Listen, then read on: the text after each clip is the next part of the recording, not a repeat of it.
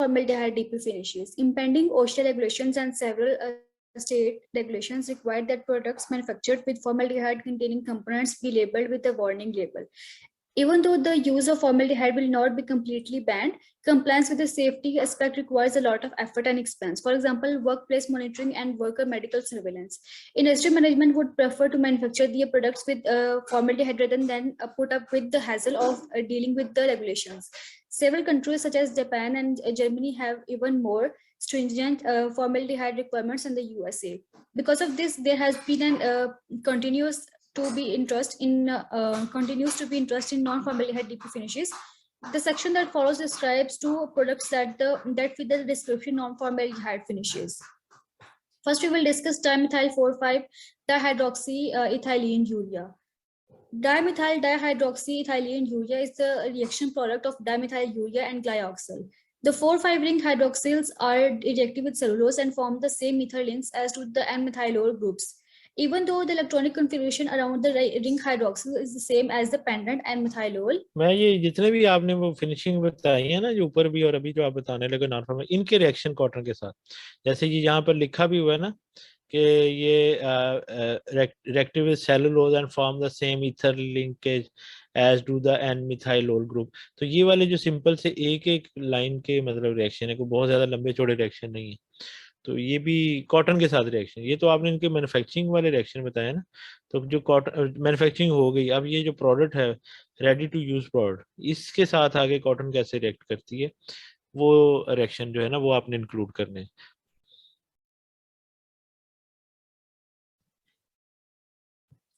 Groups N-methylol groups, the reaction is much more sluggish because of the steel hindrance and therefore require harder cures and even more and stronger catalysts. Even with all this, the DP results are not near as good as the more conventional reactants. The product is more expensive, however, the fabric can truthfully be labeled as formaldehyde free. This is the reaction of synthesis of a formaldehyde free product, formaldehyde free DP finishes. Now we will discuss the important features. This product can be absolutely classified as a non-formaldehyde finish. It is much harder to cure and the DP properties are poor. It is more expensive than dimethylene. अब again आप यहाँ पर देख रहे हैं, ये आपको जो मैंने पहले बात की थी कि अगर फॉर्मल्डिहाइड छोड़ते हैं तो हमें कंप्रोमाइज करना पड़ता है। देखें उसकी वो क्योरिंग भी है, इतना अच्छा रिजल्ट भी नहीं है, महंगा भी है नॉन फॉर्मल्डिहाइड, तो ये चीज़ें फिर कंप्रोमाइज करनी पड़ती हैं। अगर आप फॉर्मल्डिहाइड से बचना चाहते हैं तो रिजल्ट पे भी कंप्रोमाइज करना पड़ेगा, कॉस्ट पे भी करना पड़ेगा, आपको थोड़ा सा नॉन फॉर्मल्डिहाइड फिनिश महंगी पड़ती है। Dihydroxyethylene urea. Second, butane tetracarboxylic acid. BTCA reacts with cellulose hydroxyls to form external crosslinks. The reactions of carboxylic acid with cellulose are rather old knowledge and has been practiced commercially for many years to make a variety of fibers and plastic from wood pulp. Using dibasic acids to cross-link cotton is also old technology. Problems with this in the past were excessive strength loss, poorer DP performance, and poorer durability to laundering. Recently, workers at USDA's Southern Regional Laboratories reported some unexpected and useful DP properties obtained with several specific polycarboxylic acids, BTCA being one of the better ones. They also reported that certain phosphorus-based salts were effective catalysts for the reaction. Because this too is classified as non-formaldehyde, there was a great deal of interest in this approach. The exact mechanism of the reaction is not known, nor is it known by why the cross-linked products are so much more resistant to hydrolysis than our other cellulose esters. The following reaction has been suggested as a possible mechanism. This is a step of reactions. In the first step, butane tetracarboxylic acid forms a butane tetracarboxylic acid anhydride. तो ये देखें यहाँ पर आपने cotton का लिखा, ये cellulose का OH जो है H की जगह पे, फिर ये पूरा फार्मूला यहाँ से ये इस जगह से ये टच होके उसके साथ जुड़ जाता है, और इसका स्ट्रक्चर भी किस तरीके से चेंज हुआ है।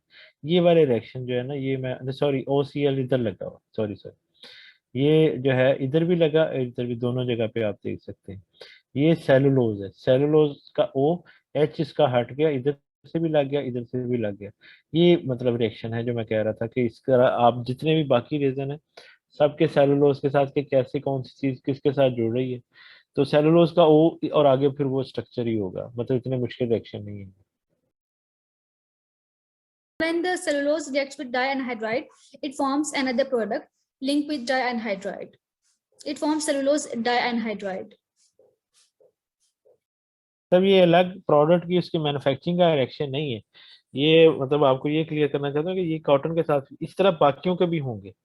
तो वो जहां से आपने मटेरियल लिया है या जो भी है, बस इनका कॉटन के साथ रिएक्शन उठा के तो उसके ऊपर आप उसको एक्सप्लेन कर दें।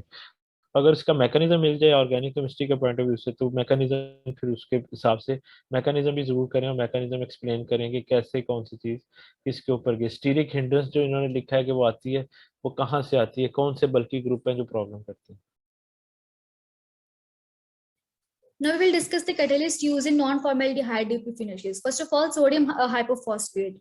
The most effective catalyst for promoting durable press properties, depilating and shrinkage control equivalent to DMDHEU have been obtained. Catalyst is expensive, higher than normal amounts are needed.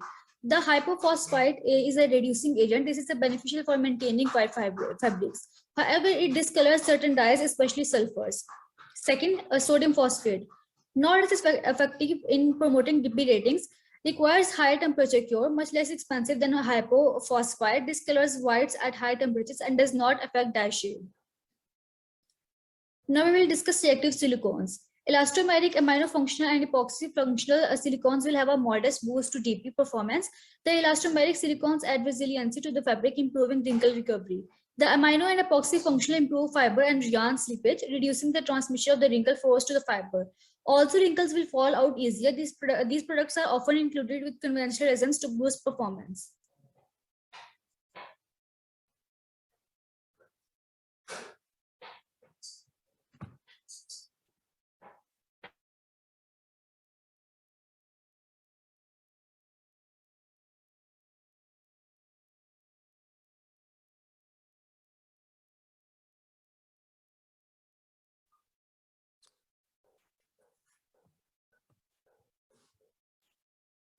Now we will discuss liquid ammonia.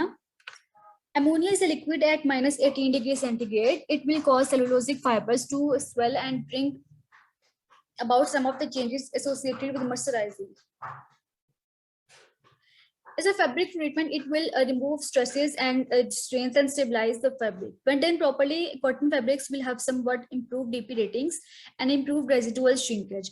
Although the performance does not rival conventional resin treatment. इसमें अगर आप देखें तो उन्होंने कहा कि ammonia को जो है वो स्वेलिंग में हेल्प करता है, और यही मैंने आपको शायद पहले मर्सराइजिंग में भी बताया था कि अब जो है वो पहले कास्टिक सोडे के साथ हम स्वेलिंग करते थे और अब अमोनिया मर्सराइजिंग से भी हो जाती है। ये भी कोई मतलब नई टेक्निक नहीं है, अमोनिया मर्सराइजिंग भी होती है, इससे भी फैब्रिक स्वेल होता है, कॉटन स्वेल होती है। स्वेल होने से डाई पिकअप बढ़ती है, उसके अंदर शाइन आती है, लस्टर आती है, और ये सारी प्रॉपर्टी जो है वो एसोसिएटेड हैं इसके इसके साथ भी।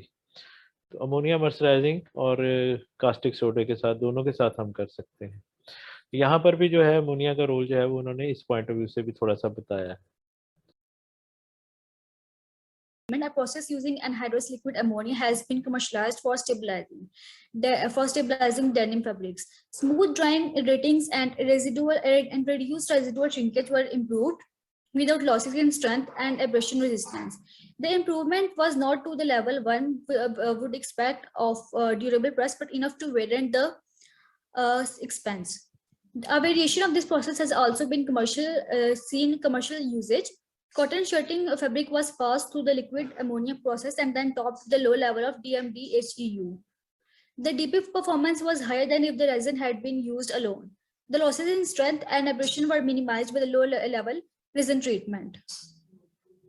The liquid ammonia process involves passing through the cotton fabric containing a controlled low level of moisture into a pad bath of liquid ammonia. The ammoniated fabric is put through a Palmer unit and removing the ammonia while the fabric is pressed flat against the drum. A Palmer unit is a large heated cylinder with an endless rubber belt pressing against it.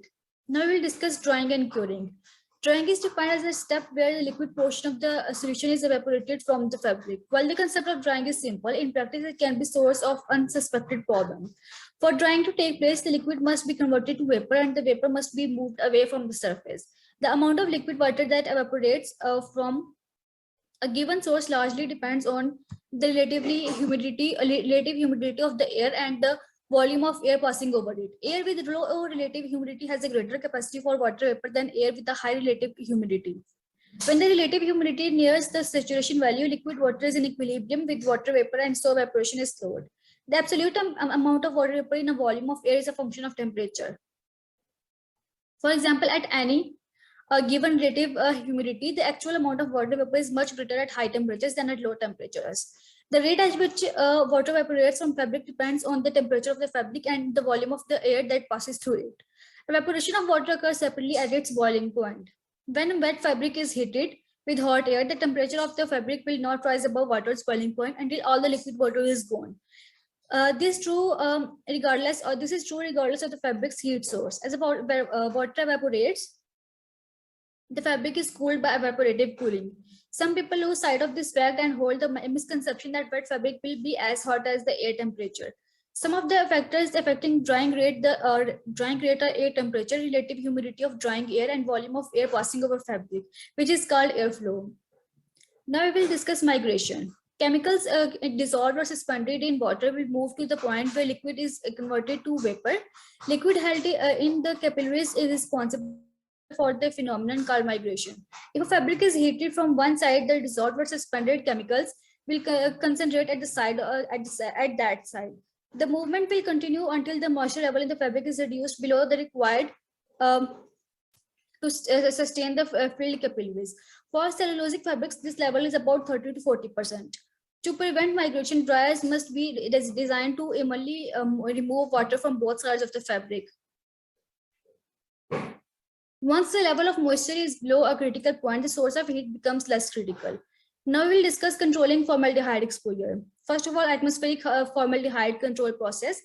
Strict exposure limits to formaldehyde vapor in the workplace have been imposed on all industries in using formaldehyde products.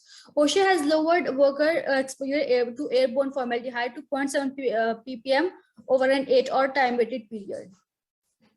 Worker training, medical surveillance, removal of those sensitive to its exposure are other requirements of the new regulations. Worker exposure in the dyeing and finishing plant and in garment sewing plants are the issues. Better ventilation in those areas where formaldehyde is prone to be present has been particularly effective in meeting the limits. Another area of concern is the formaldehyde emanating from deeply finished fabrics. If the amount coming from a roll of fabric is high, it would soon fill the airspace around it and exceed the control limits. This is particularly bad problem in cut and sew industries which manufactures consumer products. Newer release from a DP finished fabric can still maintain the desirable DP performance. Reactants containing lower free formaldehyde have been developed to combat this problem. Towards this end, a lot of effort has been spent to reduce the formaldehyde. The discussions that follow describe efforts in modifying the reagents to reduce the formaldehyde release. Formaldehyde in fabrics. First of all, free formaldehyde. Free formaldehyde is defined as the uncombined monomeric formaldehyde that exists in finished solutions. Clearly, its sources are tissue metric excesses that may have been included in the resin manufacturing step to drive the reaction, and the amount arising from the equilibrium established by the particular reactants. Free formaldehyde is determined by suitable analytical titration procedures. Second, formaldehyde release. Formaldehyde release, not to be confused with free formaldehyde, is the amount of formaldehyde that escapes from a fabric into the atmosphere. It is determined by the Mason jar method, AATCC test method 112. The method calls for suspending 1 gram of fabric in a sealed quart mason jar containing distilled water in the bottom. The jar is incubated for 20 hours at 49 degrees centigrade. The formaldehyde that collects in the water is analyzed and the results are reported in ppm or microgram per gram fabric. There are other fabric test methods used for determining formaldehyde in fabric. For example, the Japanese method calls for titrating the free formaldehyde in the fabric by a cold procedure. The box below shows a comparison जो industry में हमारे textile में जो है ना, ये Japanese method जो है ना, ये ज्यादा चलता है। इसी के बेस पे हम फ्री फॉर्मल्डिहाइड कंटेंट चेक करते हैं। तो मतलब WTC से ज्यादा ना ये मेथड शुरू से बड़ा पॉपुलर है जो मैंने देखा। This table shows a comparison of the results obtained in the same piece of fabric test by the different analytical procedures. The result is combined with the Mason jar method are much higher than the Japanese method. So the reader is cautioned to be sure of the details of what is being reported before jumping to conclusions. This table shows that according to cold sodium sulfide method, the release of formaldehyde should be less than 57 ppm. According to MITI method, the release of formaldehyde should be less than 250 ppm. According to Japanese law, the release should be below than 454 ppm. And according to AATCC test method 112, the release of formaldehyde should be less than 18 ppm. The analytical procedures for the jar test usually call for the use of a colorimetric method using Nash reagent. This procedure is not very reproducible for low levels of formaldehyde without extreme care. Methods using a chromotropic acid to develop the color are more accurate recently. Even the more accurate methods utilizing HPLC techniques have been introduced.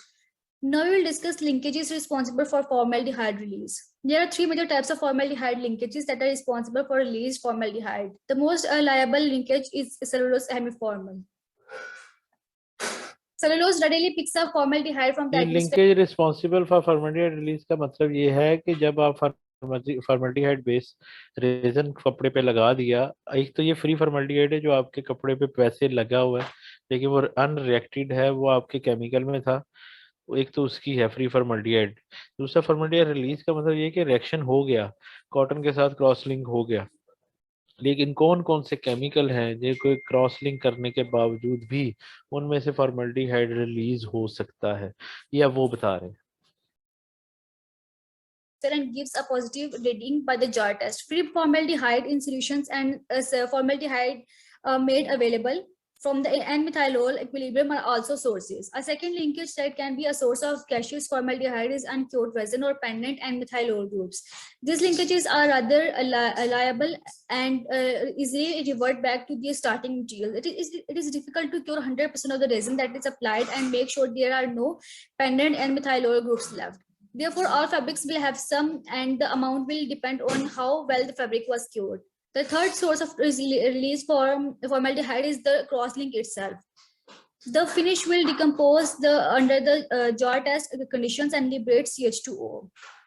First of all, cellulose hemiacetal. Cellulose hemiacetal will give a cellulose and formaldehyde.